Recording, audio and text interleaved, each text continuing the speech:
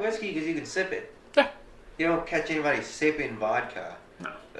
Actually, you'd be shocked. You'd be actually terrified or horrified.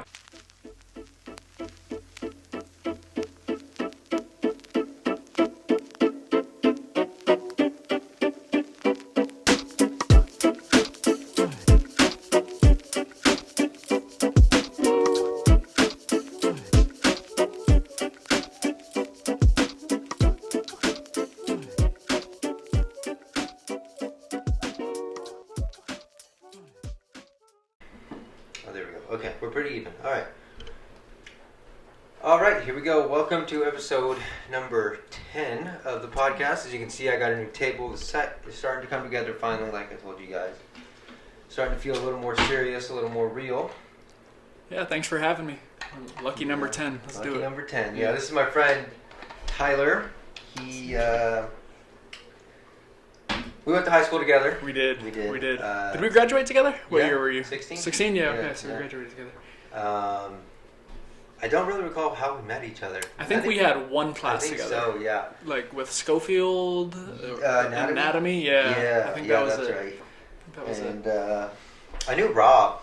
Yeah, my boy Rob. A little bit. Yeah. He was in theater. Mm-hmm. I don't remember how I met him. I just knew he said hi to me all the time in the hallway. So yeah, nice guy. Saying hi to everyone. Hey, Rob, I don't know where I met you, but yeah. Both of you guys, like, usually I'd meet people in my classes and Uh-huh. like nobody say anything. You have to be like, hey. Yeah, we try. All right. Yeah. So that was cool. Yeah, I think this first. Yeah, I don't think we actually really hung out outside of school though. I would say not. Yeah, probably not. But we do see each other a lot around town for some reason. Do we? Yeah, like a lot of my jobs, like you just came in and you've been. Really? Oh shoot! I need to be more. At Domino's one time or something. Okay, Domino's for sure. Yeah. Domino's for sure. Where else did I don't even know, man. Yeah. I worked a lot. Did you work at SeaWorld? Yeah. Okay, there SeaWorld, too, yeah. I think. Sonic. I worked at Sonic. I don't know. I do frequent Sonic. Me quite a bit. That is a possibility. Dude, Sonic. Mozzarella sticks. You can't beat them. Can't beat them. Yeah. You go there for one thing and then you just look at their menu and you're like. Oh, when I walk in, I know what I'm getting.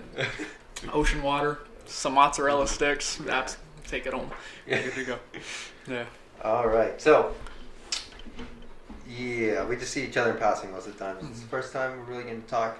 Yeah, looking forward to it. Yeah, you're into global affairs and I am. And terrorism and a bunch of different things. So, if you want, I can kind of talk a little bit about my background. We'll get into that. But Perfect. To start off the podcast, I usually ask. So I ask you to pick 3 numbers from 1 to 50. 1 to 50. It used to be 100, but then I dropped it down to 50, and I got new questions. Nice. All right. They're gonna be just random questions. They're just gonna get the juices flowing, get conversation started. Yeah, let's do it. And we'll go from there. So. All right, so I got to go with my favorite number, lucky number 7. Let's get that. 7. Let's see.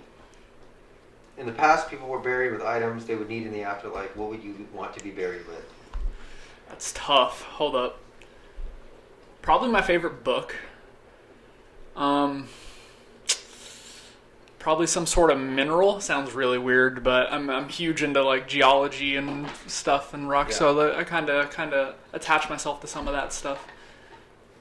And then, dude, my Xbox One controller. Are you kidding me? Like, if I'm going down, I can't go down without that. No, not at all. It's still the first one when the first one came out, the first Xbox One and stuff. So might as well. If I lost my Xbox 360 controllers, might as well take that one with me. Yeah, I have an Xbox One out there. Yeah, I don't know. Every time I ask someone this question, I don't know what I'd be buried with. Probably my camera. Yeah, that's good. Yeah, that's good. I don't know. Maybe a microphone. That's good too. Yeah. Story of who you are, right? Yeah, I guess so. Also, what do you guys think of these bottles? These are pretty cool. Right. These set pieces. Some product placement, some self-product placement. That's smart. Okay, another number. Let's see. In honor of one of my favorite basketball players of all time, let's do 21. Good old Timmy D. 21. If magic was real, what spell would you want to try first?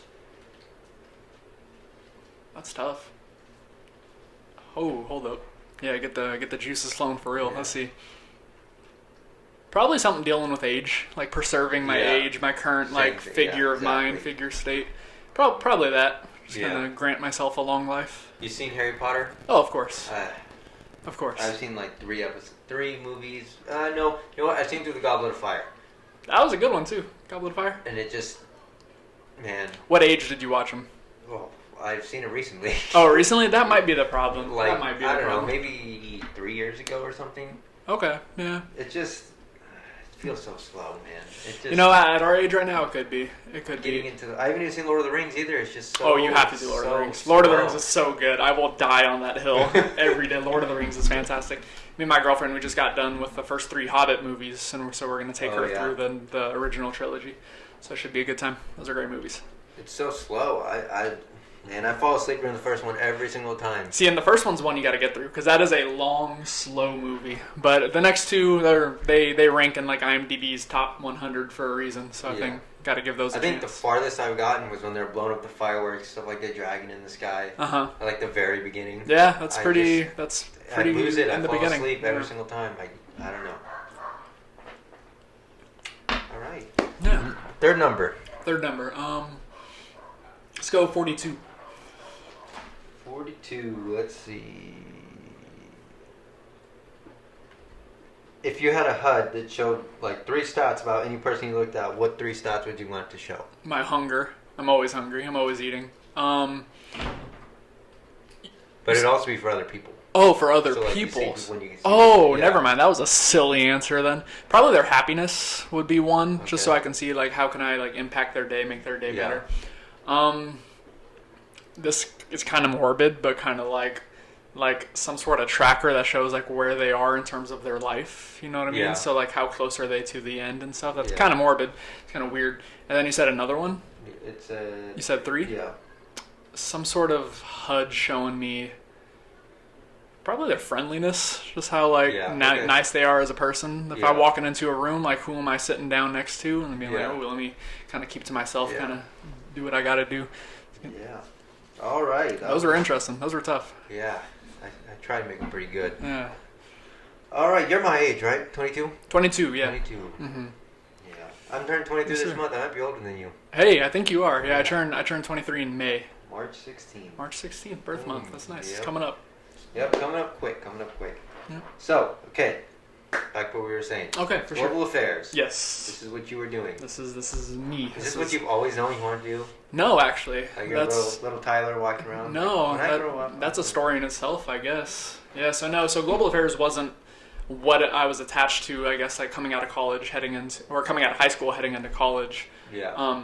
My senior year, I was interned at a place called Texas Southwest Research Institute, where I was pursuing like immunology and pathology, which granted now would have been great because we're in the middle of a pandemic.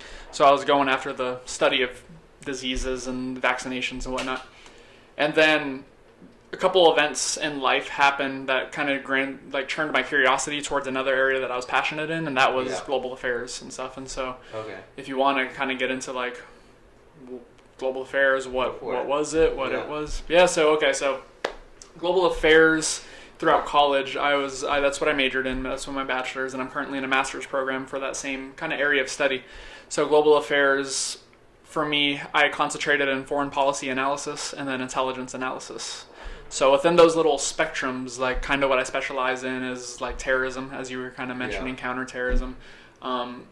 Like regional studies, so a lot of my passion has been in the Middle East, because for me, I view that area of the world as one of the most misunderstood and kind of heavily trampled on regions of the world. And when you look at it, like that is the birth of modern civilization. That is the birth of many modern religions, and throughout history you have just like conflict after conflict. So what explains those things? So my major attempts to do that, right? Okay. As well, we look at the interactions between states or countries.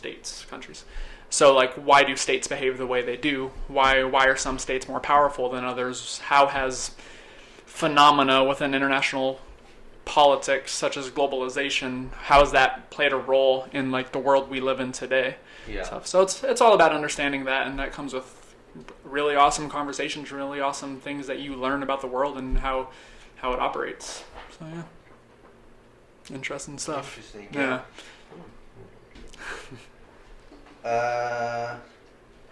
Cool. So terrorism. Interesting. Yeah, that's a heavy topic. It is. So terrorism, a kind of really loaded subject. As I was saying, our parents grew up in the Cold War age, where that was their kind of world conflict, and you and I, we've grown up in knowing nothing but conflict with an ideology that is Yeah. against ours. What is the global war on terror? And so that's hard because like you have innocent people on every side affected by this conflict. And like, Yeah. what even is this conflict? Because it's churned into what we normally see warfare as conventional forces, where now you have people who look like civilians engaged in things Yeah. that would be war, right? And so the study of terrorism within my major, within my discipline, is one that's super interesting too, because again, that's again has a lot of heavy loaded connotations, right? Yeah. Like when we talk of terrorism, why is it that we identify it with a certain religion?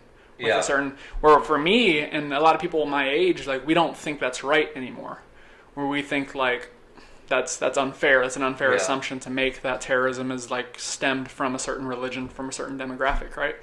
So I guess that's a good starting point. What Mm-hmm. what is it like definition of terrorism? What? Yeah, so terrorism is an actor or so an individual or a group of individuals who are committing acts of violence for like political gain, for political motive, or just for like instability, to create instability Yeah. within a certain sphere, right? And so more and more I argue this isn't an academic definition by any, so don't quote me on it, but like I argue now it's happening more and more in a domestic setting, where throughout the past 10 years you're seeing a lot more domestic implications associated to terrorism than we have seen across the world. And that's not entirely correct, because terrorism is happening across the world. We've seen the rise of ISIS. We've seen their persecution of Christians, of other Muslims, of innocent people throughout that region, and America rightfully stepped in the way that it did.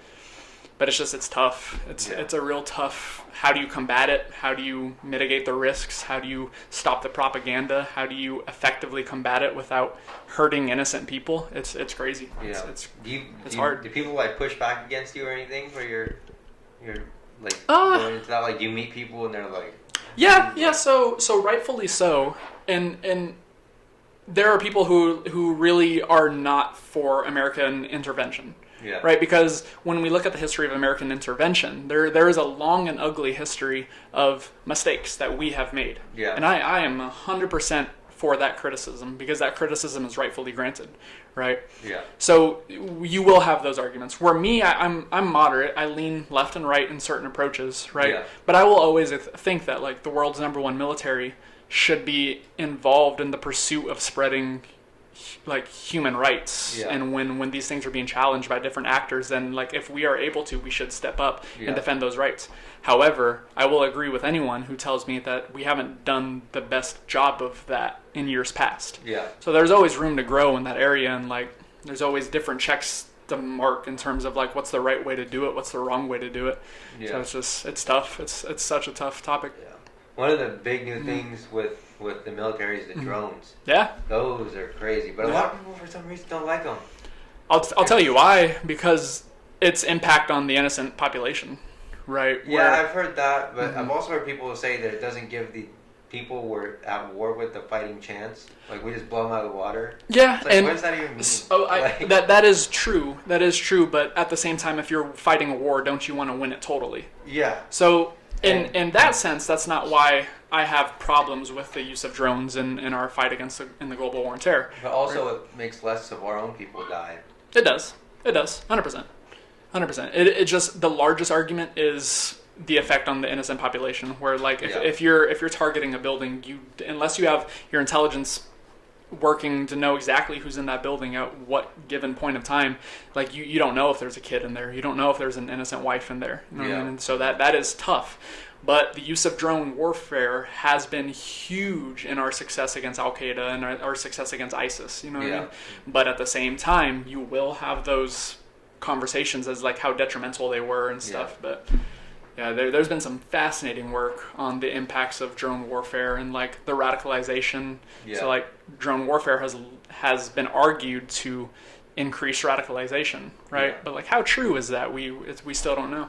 Do you think there's like a threshold of like how worth it is to use a drone, or or like big force like that? Like, oh yeah, I think when we're looking at say an operation that took down let's see, like a head of an organization that we're against, so a head of a terrorist organization, so we have two alternatives. We either send a team in who we now present the risk of life for our American troops, right? Yeah. And then we have a discussion where, like, if we can ethically, and like I use the word ethically with quotation because still how ethical is it? But or we can employ a drone strike that without a pilot in the air, without troops on the ground, we can get the job done. Yeah. You know what I mean? So those are two kind of debates around that. Yeah. Yeah. But also like how many innocent people are in there too, so like if there's like I don't know, maybe like if it's like an office building and a terrorist just like starts fleeing and runs in there. Yeah. It's different. Then like, it won't be employed. That technology would not be employed there. The perfect case scenario, based off of my studies and my kind of experience with these conversations with people who do this, is that you're not just using a drone strike on the first chance you get it. Yeah. The drone strike is ordered after a collection of intelligence has been put together, where like something called the pattern of life has been established around this target, where like he's the only one in there, or if he's in there, he's with other enemies of the state. You know what I mean? So there's a real work behind mitigating who's impacted by these strikes, but you still see ugly results. And then what if he's like in his home, and there's like his family, make that choice too.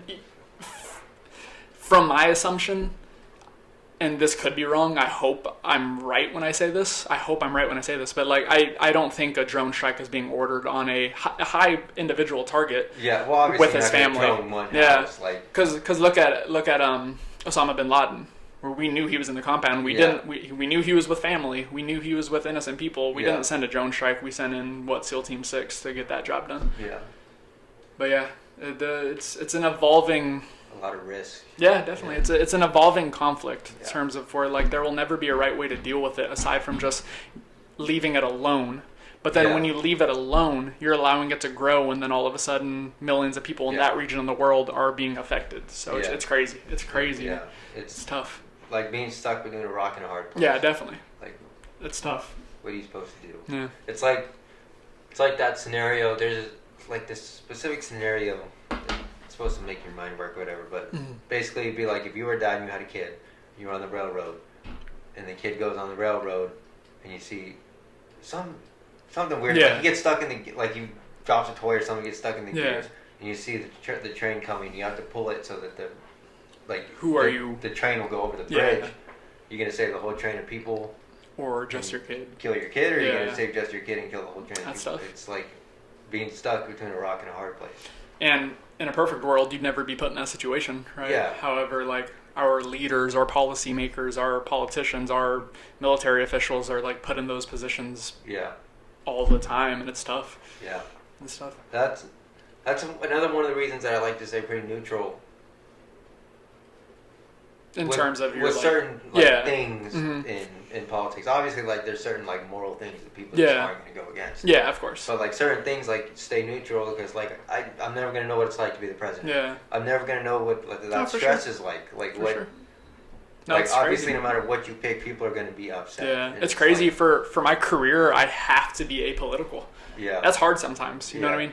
But like my job or like my aspirations, like what it is I'm situated to do is provide like my decision makers with the right information to do what it is that they're tasked to do. And that falls under any administration, to where like I will have beliefs, but like my greater good has to be for like the national security. Yeah. And so like I have to be apolitical in the way I interpret information and decide what to do with it.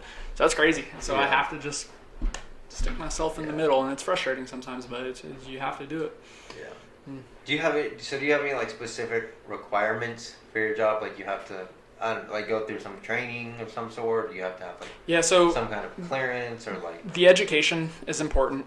The education, so what it is I want to be doing, and I just got a major job recently. Yeah, so the requirements across the board are pretty consistent in terms of education, where a lot of them are looking for a degree within international affairs, which is cool, but a focus on regional studies, which is awesome. They love STEM majors. If you're in your science and your math, you can get picked up by technology. And you can get picked up by these jobs because a lot of intelligence is moving now towards like the cyber realm. So if you have degrees associated with anything cyber, computers, all that good stuff, you're kind of set. And then knowing a different language, knowing multiple languages is just like a chef's kiss for a lot of these institutions. Languages?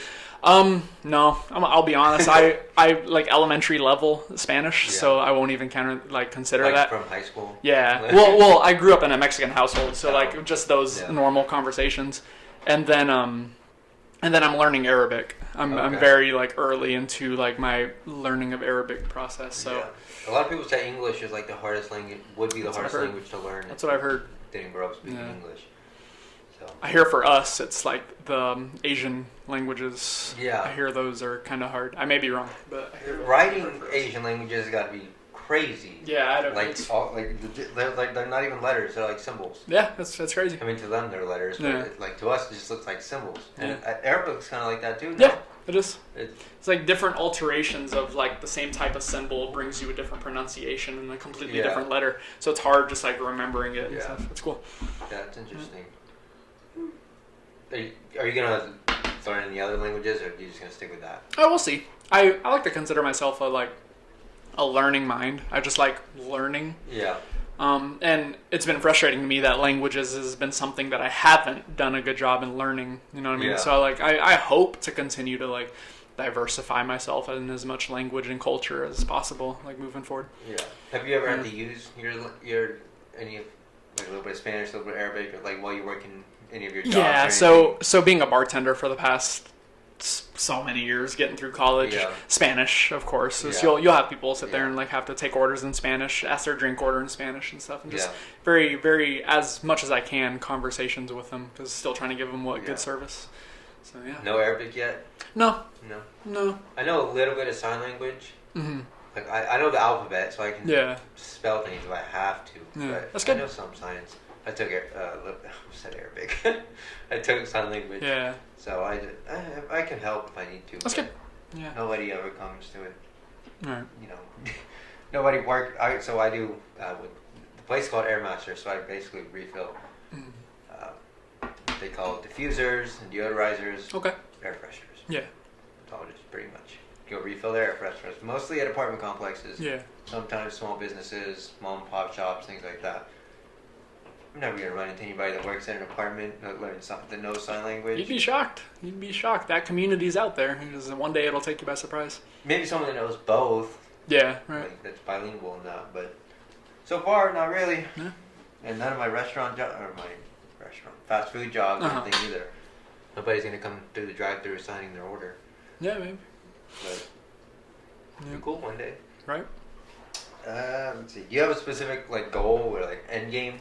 Like when you went into this field, you're like, I want to. Oh yeah. By the time I'm retiring from this is what I want to have done. Oh yeah. So of course, like I try to be as ambitious as possible. So I have dreams that, of course, are dreams. Like probably not going to happen, but it's cool to aim for. And like one of those would be like an ambassador, to be an ambassador of the United States for a given country. You know what I mean? Okay. I think. So right now I'm focused on the intelligence aspect of my job, my career. But eventually, that I would love to be like in diplomacy, where like less of the kind of like mechanisms of force that intelligence provides, but now more the mechanisms of kind of just like communication between countries. Yeah. And like resolving conflict through talking, resolving conflict through just good relationships. You know what I mean? So ambassadorship would be really cool. I plan on pursuing the State Department as like when I'm in my career and stuff. So that is just another goal of mine. But yeah, I think, and then of course a small goal, the one that I just know I can obtain just working on day to day, just making a difference. You know what I mean? Just.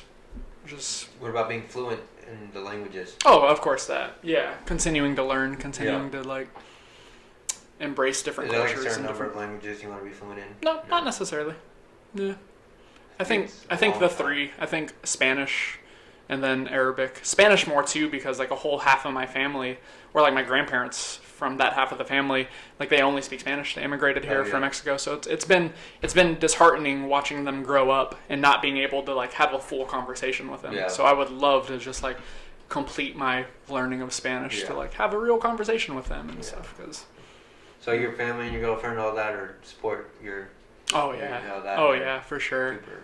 Yeah, so I grew up a military kid, right? Oh, okay. Yeah, and my dad, after 9/11, was a part of the Homeland Security Initiative and all that good stuff. Okay. So grew up very kind of like around current events, things. Always super interested in the world and kind of like what it was. And then, so I'm from New England. I'm from the Boston area, from Massachusetts, and so the Boston bombing was kind of like a turn towards that interest, where I was pursuing something else, but I was like, hold up, like I'm kind of really passionate about like counterterrorism and also like the misconceptions of the Middle East and the misconceptions of Islam and just like making the world a safer place. And as cliche as that sounds, it's just kind of like things I was really interested in. Yeah. So How I think long that's were you what in Boston for? Not long. Not long. No, because grew up military, we moved every 2 years, but we like cycled back and forth. But like collectively, I'm not even sure. I've lived here the longest I've lived anywhere, but I go back there. I go back up there a lot. Yeah. I try to spend as much time as I can back up in that region. Has that been your favorite? Oh yeah. Place? Yeah. Yeah, I travel. I travel. I love traveling, but like continuously, that region feels like home. Yeah. Is there anything specific up there that's like specific to like, so In-N-Out was like specific to California? Yeah. Until they like started expanding. Is there anything like specific up there? I'm trying to think. They had a place called Friendly's. It doesn't have to necessarily be food wise, but just then Boston, yeah. Friendly's, what was that? It's just kind of like think of like Freddy's, but like an actual restaurant. And it's just cool, but they might be more throughout that region than I remember. If you don't live in Texas, Freddy's is just like a burger, hot dog place. Yeah. Basically like a sit down Sonic. Yeah, it was cool. Yeah. My mom used to work there when she was young. And then kind of, if you're talking about things outside of food that's just like local to that area, dude, the history. Yeah. The history there, like that's the birthplace of like America. You know what I mean? And they have dedicated infrastructure for that. Wow. Something called the Freedom Trail. Yeah. Where you're just walking like that's cool. Like 4 miles through like some of the most historic parts of like America, and that's all in Boston. That's cool. Yeah, I'd like to go look at some of that stuff. It's cool, dude. It's cool. I'd like to go there and to Washington D.C. Washington D.C. is cool. Yeah. There's some good Texas stuff, like Texas Independence stuff. I guess yesterday was Texas Independence Day. It was. I did hear that. I didn't even know that until like 8 p.m. I was like, oh. Yeah, I saw on Twitter. I was like, oh, congrats. Cool. Yeah. Interesting. History has always been one of my strong subjects. Yeah, history is great. For some reason, a lot of people are like, I hated history. Yeah, definitely preferences, but man, like, history is so important. Especially when it's like when I'm pursuing something that I like that I want to be pursuing, like understanding the history of like a state, understanding the history of a leader, understanding the history of a population is so important, and understanding like why it is things are happening the way it is, and coming up with new policy to address it. I think my history teacher was just really good too. That's cool. That always helps. At Brennan. That always helps. Let me guess. He's my U.S. history teacher. U.S. history? I was only at Brennan for 2 years. I don't know if you knew that. Oh, true. I forget who I had for history. I had Mr. Bernal. That name sounds familiar. Yeah. He's super cool, man. He's gonna be on. He wants to be on the podcast. Really? That's cool. I think I'll have him on here. Yeah, he's super cool. He, I liked history. I liked his class a lot. Yeah. He always had a chessboard, and he would always challenge people to chess. That's cool. That's cool. Yeah. Teachers like that, man. He would just whoop everybody all the time. He's just so good at chess. I don't know why. Yeah, I don't know. I've always liked history. All right. It's awesome, man. Yeah, history's great. Yeah. I don't know. Specifically U.S. history. I took world history and I did fail it. Mm-hmm. For some reason, man. I don't know. I couldn't get behind U.S. history. I just failed it. Yeah, world history is cool. I passed the class. I didn't pass the AP test. Man, you brought up Robert earlier. It was so funny. Yeah. We were in the same class, and this man got away with doing nothing all year long in world history, right? And then come the AP test, right? And that's my boy, right? So I'm gonna help him out. Like, you need the answers, of course. Like, here's the answers for your spice chart for Mr. Miller. You know what I mean? Yeah. Like, here's all the answers, right? Yeah. He's just playing Pokemon in the back, whatever. Yeah, so just come AP test, right? Like, I've been involved all year long, so I'm feeling good for it. What do? I fail the AP test. What does my boy Robert do? He passes the AP test. I was just like, oh, the world's unfair, but congratulations. Dude, the world is unfair. Yeah. For some reason, but there's no getting around it. Hey, when you're good at history, you're good at history, and he's good at history. So. Maybe one day I'll have Rob on here. Hey, maybe. I don't know what we talk about. He doesn't live here anymore, so that'd be tough. True. Yeah. I'd have to zoom him in. Yeah. That's my boy. So your girlfriend's pretty supportive of everything, huh? Oh, for Yeah, sure. that's For cool. sure, yeah. And she's willing to move and do all that? Yeah, so Texas was never the plan for either of us. We've been trying to get out of Texas for forever. And of course, I just accepted a job position here in Texas, so I'm like, oh, great. Yeah. But hey, everything happens for a reason, so Yeah. we're good to go. And it's going to be a job you have to go into, like you can't work remote. Oh, yeah. Did I talk about my job at all? What did I Not just? really. No. Oh, cool. So We yeah, can talk so about that, I guess. yeah, if you want me to. Go ahead. Yeah, so I just got hired by a Fortune 500 company here in San Antonio. I don't know if I can say their name just because like what it is I'm doing. So I wouldn't, just to be yeah, honest, just to be. So I'll just say a Fortune 500 company here. flashes the name on the screen. Right, a little subtext. So they're like one of the largest tech companies in the world, and they're housed in over 100 different countries, and they have over 500,000 employees across the world. They're building a security operations center here in San Antonio. So I'm going to be a security operations analyst, and where I'll be kind of like monitoring world events and civil unrest and disasters and how they have security implications for like the company and stuff. So a bunch of different things ranging from like cybersecurity to just like terrorism incidents to a tsunami. It's just kind of some things I'll be responding to. That's what my dad does, cybersecurity. Yeah, he works that's awesome. for Zachary Construction. Oh, heck yeah. And he does their cybersecurity and stuff. He started getting into cybersecurity. Like, he just got in. He was doing IT work. Yeah. And then he just moved up, and they paid for his class so he could get through cybersecurity, and now that's what he's doing. If I have any younger friends or just people younger in my life, I'm always pushing cyber on them. Just of how big of a field it is right now, and just like if you leave with a cyber degree, you're getting hired just on the spot, and it pays great. It's so nice. It's cool because you can pick like what you're security for. Like it's not like like you could be cybersecurity, you could be security for like all kinds. He's security for construction. Yeah, every company now has a dedicated unit for like their cyber infrastructure and stuff. So it's crazy. You could be cybersecurity for like Amazon.com.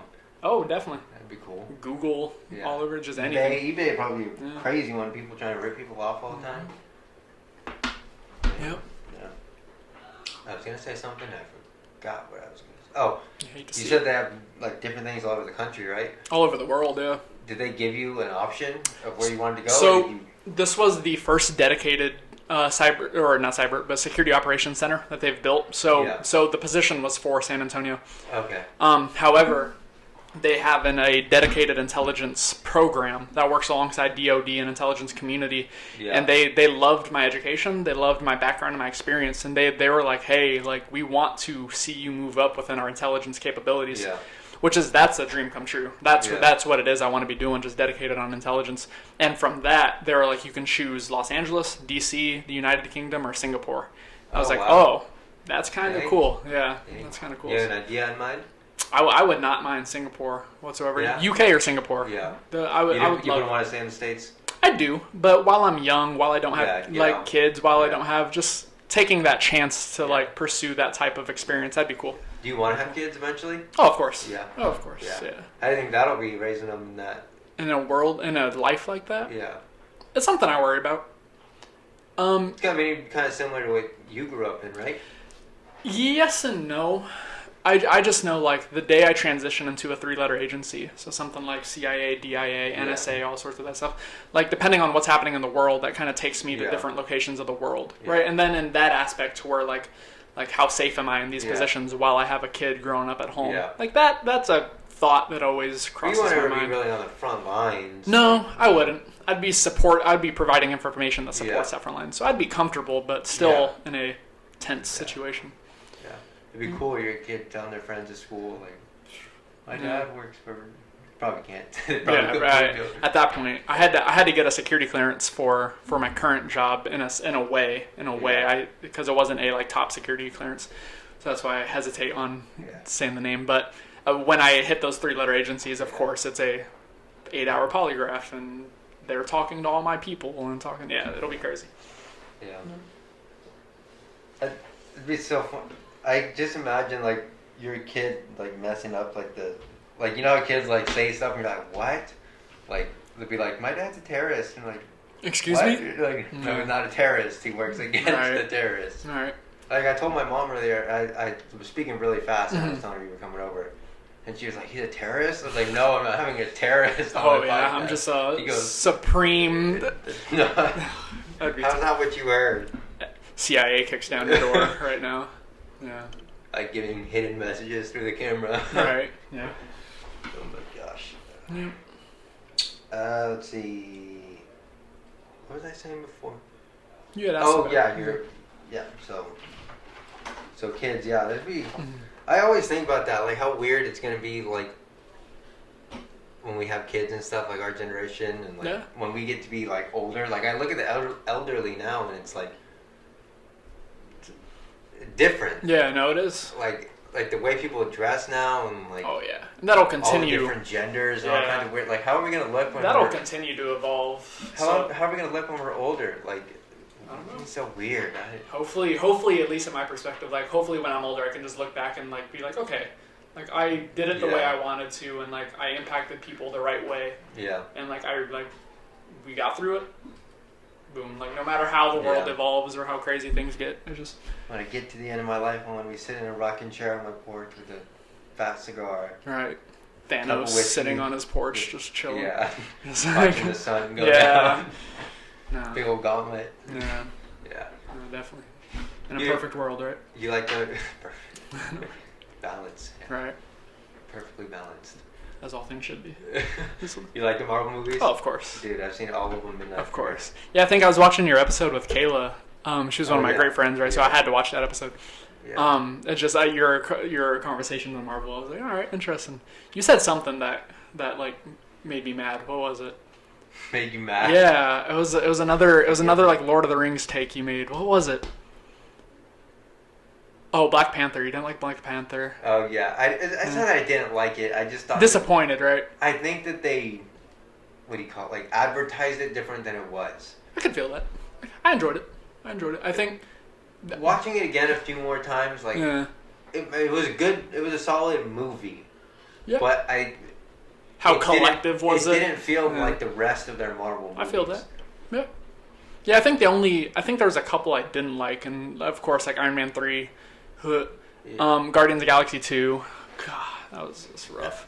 There was some good scenes in there. There was. It was cool, but for like the visual effects were like the very beginning with Baby Groot, like it's just for them being the Guardians of the galaxy only felt in peril for like 7 seconds of screen time when all the blurbs were like and it was just finally, and then it was just done. Yeah. In an instant, I was like, the first one was really one's incredible, and the soundtracks in those movies, incredible, top tier, amazing.